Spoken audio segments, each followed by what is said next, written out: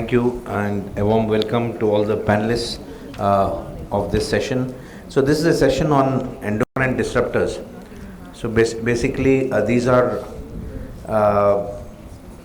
substances or chemicals which are being identified to have a significant impact. We see a lot of prevalence of diabetes going up, the prevalence of all endocrine problems going up, and now we are realizing that a lot of these environmental chemicals have a significant impact on our health, and that's what we are going to discuss today.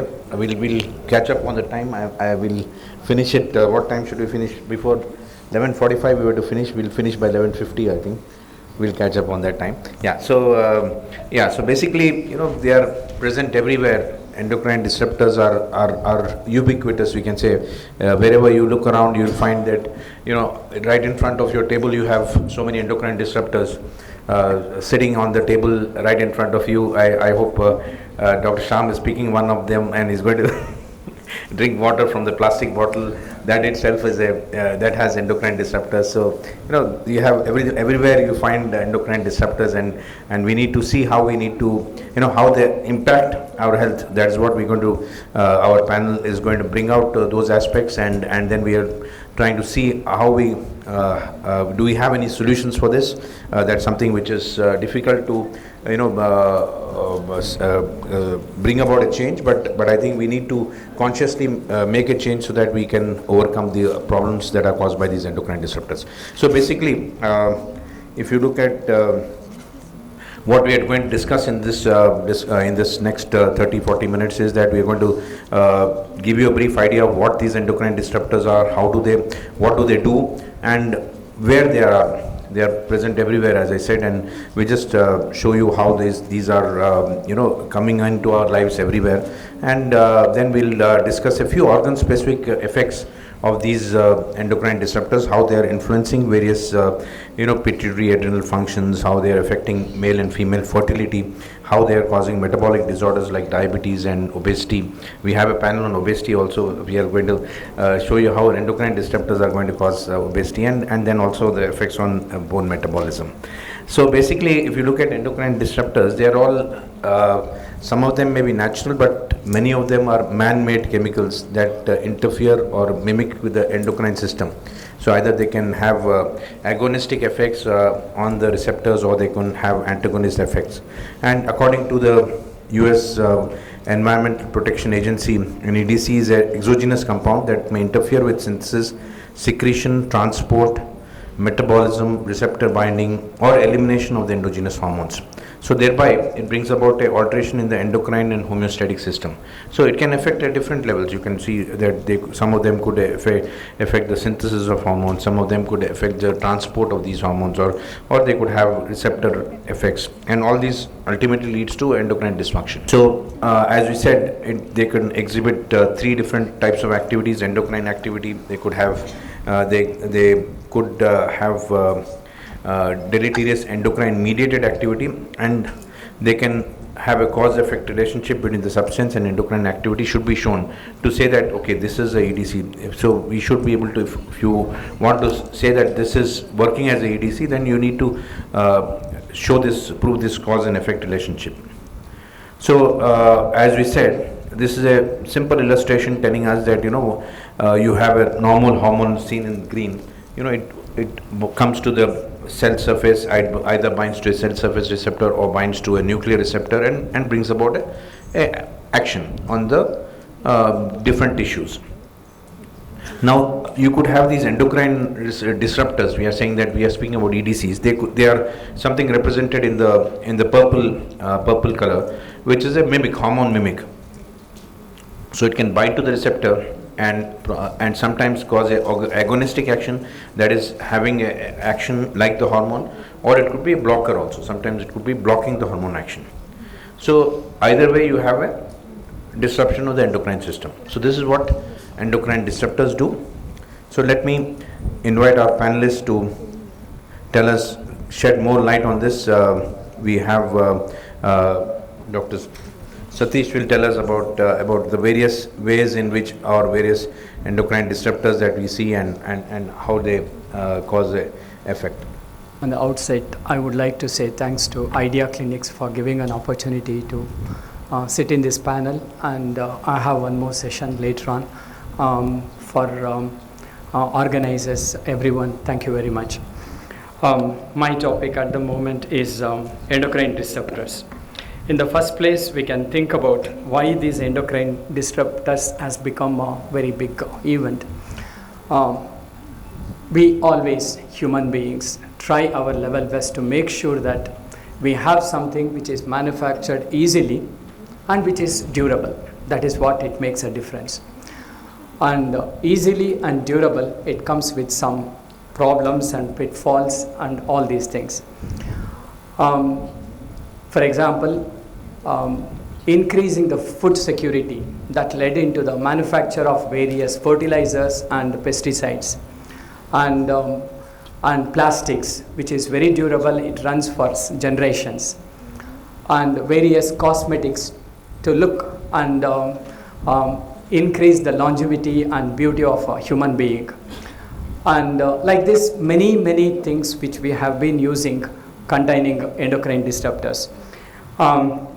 Types of endocrine disrupting chemicals, when you look at, it starts from natural thing, naturally available physical forms like light. We have changed ourselves into a sort of many things in the light itself. Artificial lights, blue lights, yellow lights, laser lights, all these things. We don't know exactly how that is impacting our health. But we have been having more and more of medical conditions, endocrine disruptors, all these things. And simultaneously, naturally, apart from light, it is the heat. And we are readjusting and reorganizing heat depending upon our requirement, our luxury. That also impact on our physiological conditions, and that leads into various problems. Apart from that, next is the industrial chemicals. That is one of the biggest boon as well as fate as well. And since the development or industrialization improved, our society has socio-economically improved a lot, but it comes with various other problems. The industrial pollutants contain pesticides and herbicides, you have fungicides, and various other product, what you see, PFAS, PHAS, dioxins, and PCS. And all these things are polluting both soil, water, air. All these things contain polluted industrial waste. And household, personal care, and consumable items. And we have sunscreens, cosmetics, toys, food and beverage packaging. All these things contain preservatives and plastics, which is durable, and cosmetics, which gives beauty, but it contains many chemicals. And some of the things like food products and nutritional products and ingredients, when you look at, you see many chemicals which you are never aware of that. We have never thought that what is the impact of those cosmetics and personal use of all these things. And finally, medical supplies. When you look at into medical things as well, you have lot of equipments and various medications, hormones, steroids, and synthetic HRT manufacture. All these things contain preservatives as well as the chemicals as well. So these are all some brief information about classification. When you look at the sources of endocrine disrupting chemicals as such, as I told you, plastic industry, food industry, medical waste, household waste, all these things contain parabens used as preservatives, phenolics used as plasticizers and detergents, phthalates used as plasticizers as well as in cosmetics. And food preservatives and all, when you look at, they are all known and suspected endocrine disrupting chemicals. You have all these things are synthetic. Phthalates, bipheноls, all these things are synthetic material which are used in pesticides and all those things. Once again and again and again, you can see how many things are around us which contains endocrine disrupting agents or chemicals. And as Dr. Sahai was telling, endocrine disrupting agents have various impacts, and it can modulate or cause the mutation of chromosomes at the epigenetic levels, and it can cause congenital abnormalities in the fetus and various other physiological problems. And it can act as agonist in some of the receptors and antagonist in some of the receptors, and it can also impact the mitochondrial action in some of the cells. Like that, it can involve with lot of other endocrine receptors. These are all the things I was explaining to you. And receptor antagonist, receptor expression, signal transduction, epigenetic alteration, hormone synthesis, hormone transport, hormone distribution or circulating hormone levels, hormone breakdown and clearance, proliferation, receptor ligand, and agonistic activity. Routes of exposure, once again I was telling you, it can be in soil, it can be in water, it can be in our food products as preservatives, inhalation of gases, particles in the air, skin contact, biological transfer across the placenta, mother's milk. When you look at all these things, you can have, say for example, when you look at any system, for example, musculoskeletal system, and bones are biggest organ in the body, which has been influenced by many hormones. Say it thyroid, say it parathyroid, say it calcium, PTH, vitamin D, and growth hormone, estrogens, and all these things. When you have endocrine disruptors which affects all these agonistic and antagonistic effect, you don't know how it is affecting the bones and skeletal system. In the similar way, there are a lot of other aspects which can happen, and I think Dr. Arun is going to take over next. Highlighting the fact that these endocrine disruptors not only are causing hormonal actions, but they are also having epigenetic effects, and they are getting transplant central transfer to the fetus can cause early life exposure to these endocrine disruptors, and that can be sort of quite detrimental. Let's move on to understanding. I'll ask Dr. Srinath to tell us something about what is happening, what are all the various sort of endocrine problems that we can expect from these endocrine disruptors. So basically, as we said that we could have effects on obesity, we said we could have increase in diabetes, we could have fertility, effects on fertility and all that, and also bone effects are also seen.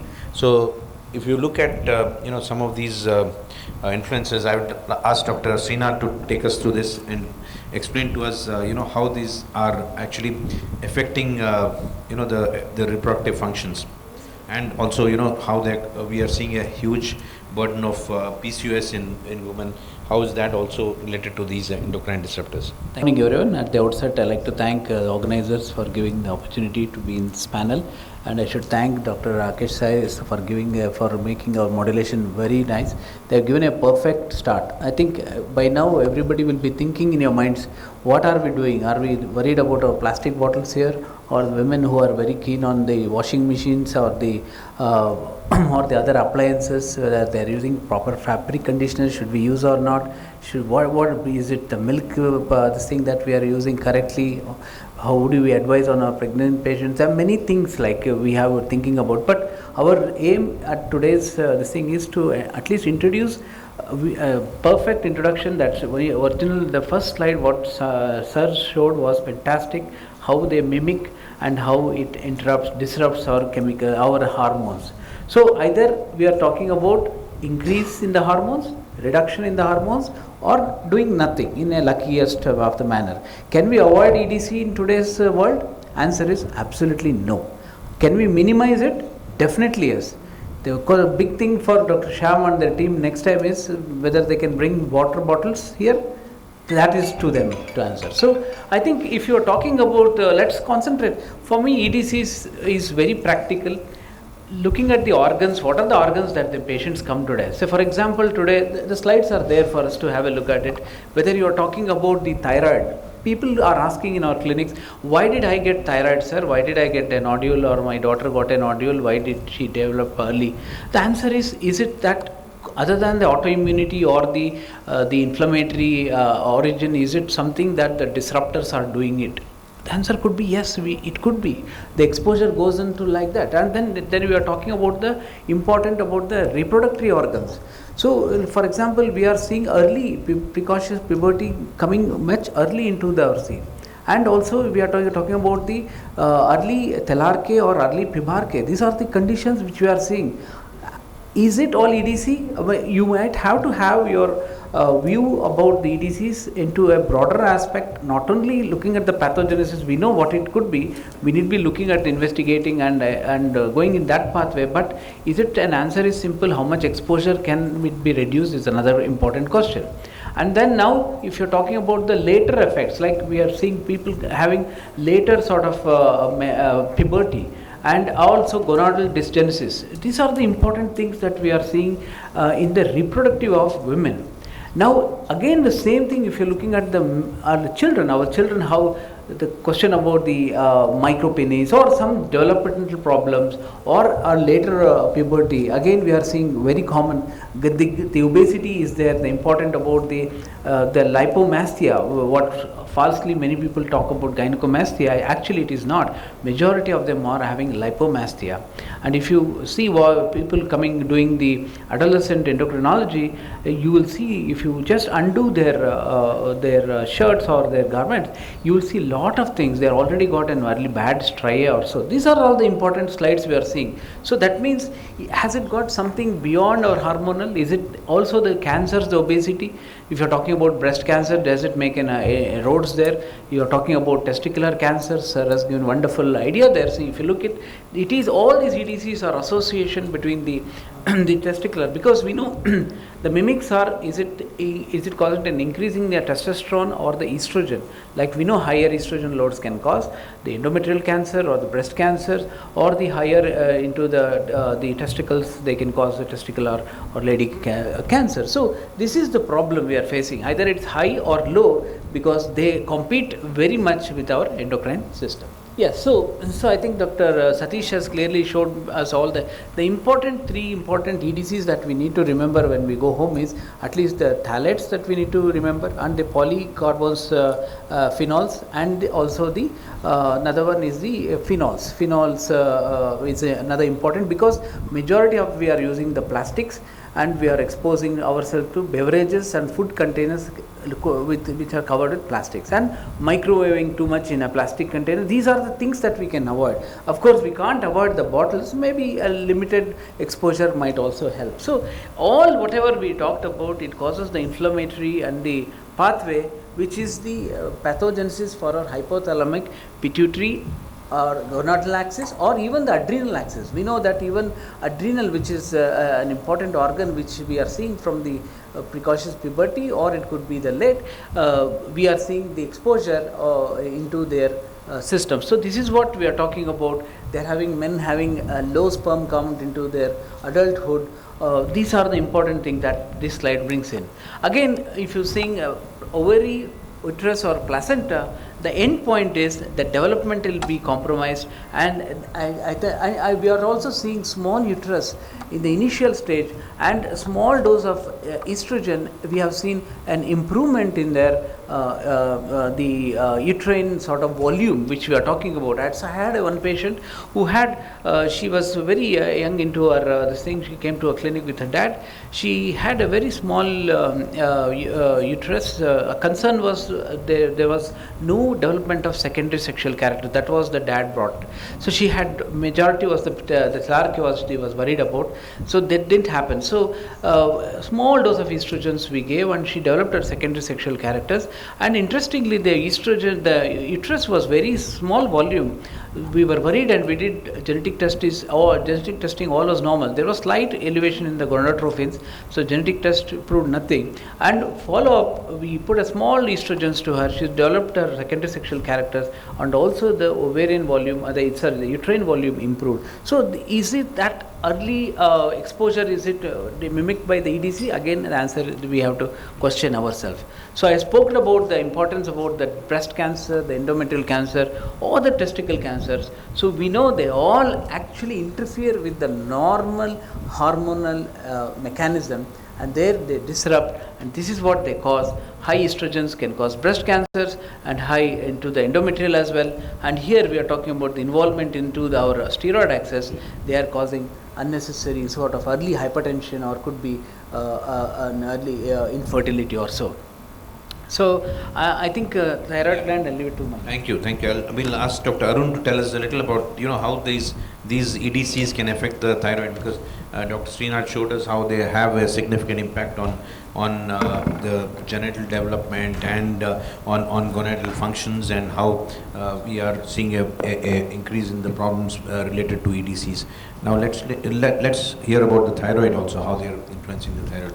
Thank you, sir. As previously pointed out, the increased incidence of hypothyroidism could be attributed to the increased exposure to these endocrine disrupting chemicals. The most important mechanism how they cause it, basically these substances inhibit the sodium iodine importer. They are required to transport iodine from the blood to the thyroid cells. So because these cells are unable to produce thyroid hormone, it causes hypothyroidism. And these levels of EDCs are commonly seen in foods such as milk, vegetables, fruits, and also in fertilizers and airbags. Thiocyanate are also, which is commonly seen in cigarette smoking and in the cabbage, cauliflower, brassicas family of vegetables, can also cause this effect. And even though the main mechanism is NIS inhibition, this EDCs can affect all levels of the HPT axis. In hypothalamus, they affect the regulation of the thyroid hormone transporter and also the deiodinase, which is required for the feedback effect on the T4 synthesis. And as discussed previously, they also affect the sodium amide importer and the TPO antibody production. One more mechanism is basically these EDCs cause oxidative damage to thyroid gland cells, and this leads to increased development of antibodies. Also, they also have effect on the serum binding proteins, metabolism of thyroid hormones, and also transporters. Ultimately, all of them leads to if initially exposed early life, can lead to learning and cognitive deficit, IQ loss, and sensitivity. In fact, even PTCs, thyroid cancers, has been attributed to exposure to EDCs. Coming to would you like to add something about thyroid, because a very common problem, as we see, many people come with thyroid dysfunction and they want to know what is causing this. Is there any effect of environmental factors, what we can do about it? Yes. As we have seen when we were in medical colleges and all, in the clinics and the teaching programs, we never used to see this much of thyroid dysfunction that has been happening in the society. And now all of a sudden in the past 1 decade, we see every patient comes with some sort of thyroid dysfunction. Either the TSH is elevated and either TSH is suppressed. And when you look at the T4 and T3 levels also, of course, there are variability in testing methods and what we are getting in the labs. But still, we know that a number of patients coming with thyroid dysfunction in the recent years, they keep asking, what is the reason? What is the reason? And you have to go and start explaining EDCs. And otherwise, you are not going to get much of information. For that, it could be invisible or invisible radiations which is there in the environment. And it can be due to the chemicals what is present in our day-to-day food products and cosmetics and various hormones and medications which we use. Yes, of course, as Dr. Arun was telling, it interferes with every step of the thyroid manufacture, and also the TPO and thyroglobulin precipitation and suppression and all these things as well. Next, coming to EDCs and metabolic effects. So basically, EDC exposure has been linked to development of obesity. The mechanism is basically these toxins, they activate the PPR gamma gene, which leads to increased development of adipocyte cells and also hypertrophy, causing obesity. They also act on the hypothalamus, causing increased appetite, low satiety, and also reduce the energy expenditure, causing obesity. They also lead to altered gut microbiota, which perpetuates this cycle of obesity. And other important mechanism is basically they cause inflammatory damage, causing release of reactive oxygen species, causing mitochondrial dysfunctions. In various glands, these can cause basically in the pancreas, low insulin release, the liver and the muscle to cause insulin resistance, ultimately leading to metabolic disorders like type 2 diabetes, obesity, NAFLD, and also cardiovascular disease. These effects are more prominent when the fetus is exposed to these compounds rather than later on in their life. Overall, if you see what is today's world about obesity, there is something called obesinogens. And what that means is there are some EDCs which are disrupting your adrenal. I did mention during my talk that adrenaline being a lipophilic organ, so there is a lot of triggering factors, whether there is the interference from the renin, angiotensin, aldosterone into it, causing hypertension early, or even the obesity, like something cortisol, what diethylstilbestrol was discussed as well. So something of that which is causing the increase in your disruption between your adiposity level. So that means we are seeing the obesity coming at a very early level. Means I am talking about the even pre-adolescent era. So that's why we are seeing nowadays most of the children, if you see, they are obese. Now, what do you do with them? Do you restrict them in calorie, or do you want to continue to give them higher? Is the biggest challenge for us.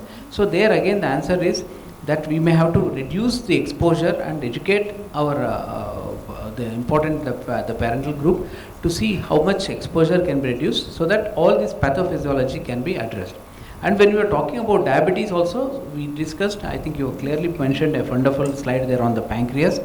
Again, the inflammatory process which is actually affecting our pancreatic level, that means we are seeing early diabetes. We are seeing young patients coming to clinic with a hyperglycemia. They get admitted, they are non-ketotic, they are non-acidotic, they don't have antibodies, the C-peptides are normal.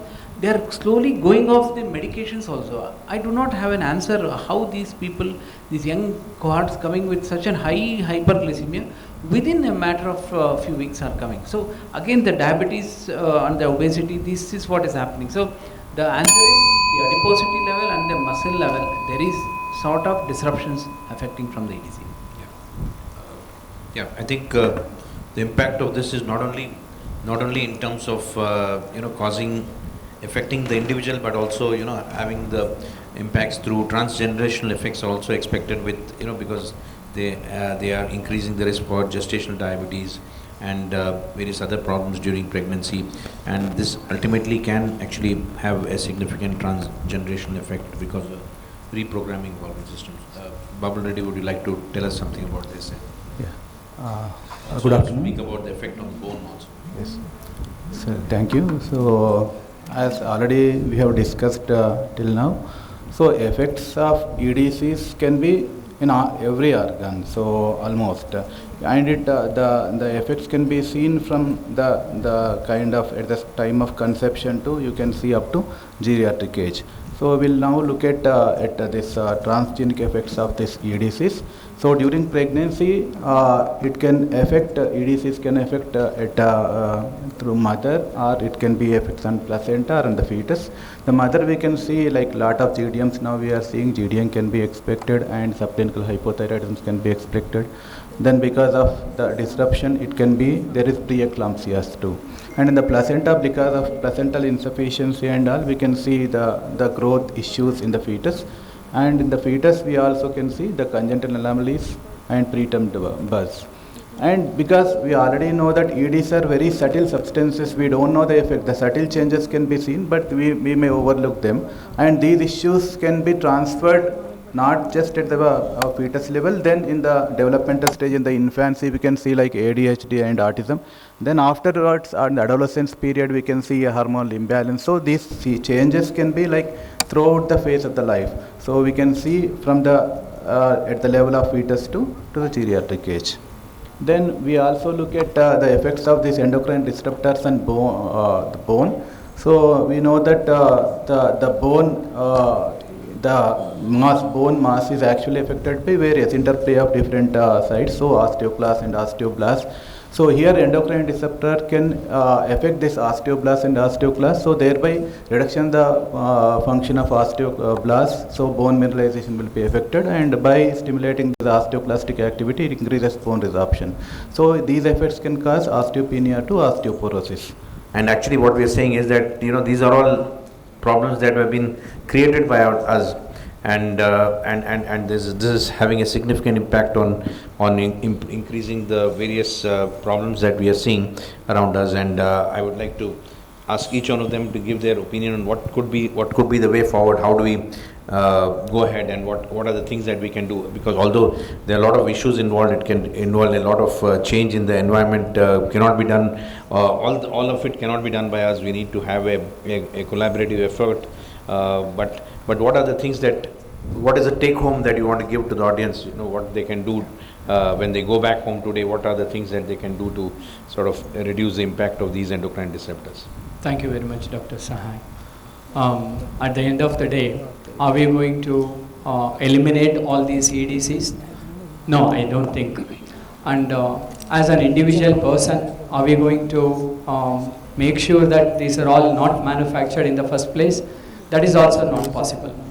And I think it is a multi-pronged approach that as individual doctors, how many of them know what are EDCs? When you talk about don't use plastic bottles, and probably they may say that you don't know anything. So as individuals, wherever we get an opportunity as doctors, we need to educate our patients, we need to educate ourselves and our family, make sure that we reduce these endocrine disruptors as much as possible.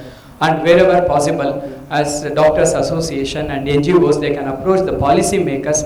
They are the biggest people who can make a difference in this country, and make sure that industrial wastes are not entering into soil and water and other areas, and cosmetics are not regulated very well. And so that's how I think the policy makers and government can make a big difference. In the meantime, we doctors ourselves can do our small bit of things to reduce these EDCs in the society. I think Dr. Satish has highlighted very clearly, but my practical added message would be, especially for women, how many of you are using the non-stick pans? So that is an important area. We need to be thinking about challenging ourselves. Do we need to use that? Because you can minimize there. And also the plastic bottles, we are not telling we cannot avoid our plastic bottles, but reusing them or increase exposure to sunlight and having it for a longer duration, like 2 to 3 days, and having that is again we are increasing the risk. And people who are into fast life, like microwave ovens or using in a plastic container, again you need to challenge yourself, do I need to use this or should I move to something else? And finally, the fabric conditioners which are used in the washing machines today, they are actually the highest sort of disruptors which has been quoted in some of the literature. So we need fabric conditioner is other question. Other than that, majority of the plastics, we need to have our day-to-days. We have to have a luxury in our house. The fluorescent lights, I think Dr. Satish touched upon initially. These are all which we cannot actually avoid. But minimizing is probably the message I would like to. So I think one final message from Arun and Babul Reddy before we close. And individually, coming to food, basically choose organic foods, avoid canned foods, and whenever you want to store food, use stainless steel or ceramic containers. Don't reheat a microwave using plastic containers. Obviously, don't use non-stick cookware. Use either ceramic coated or stainless steel pans. And chemicals, basically use when you use sunscreen, use a mineral-based sunscreen like zinc oxide, titanium oxide, rather than chemical sunscreens. And any chemical you want to use paraben or phthalate. Usually I mention the ingredients. Most of us won't go through it. So specifically, we have to use this ingredients which don't contain parabens and phthalates. Number coded, which are EDC friendly and EDC badly. So numbers to remember are 1, 2, 4, 5 are supposed to be good, and remaining whatever follows 3, which is the 6 and 7. They are supposed, if you see that on the plastic, that means it's warning bells for us. So the message is 1, 2, 4, 5. If you have a properly manufactured, you will have these numbers. So remember them. That is another thought I will just highlight. thank you. Dr. Babul Reddy, your final words. The only thing before is we close and leading our way like load and death dive. That is more important, I think. So where we don't use the cosmetics, and then we go for steel or stainless steel or glass bottles kind of thing. That usage is, I think, more prompt and important. Thank you. Otherwise, it is impossible to stop all the things. Thank you. So I think the panel has given us wonderful ideas. Although this slide is showing that we are becoming endangered, we are also influencing the EDCs are influencing the environment around us, and the animals around us are also influenced actually by that. Okay, with that I think we'll conclude. I think we had a good discussion on the various aspects of EDC and how we should consciously make an effort to reduce the exposure to these EDCs and reduce the impact of these on our health. Thank you.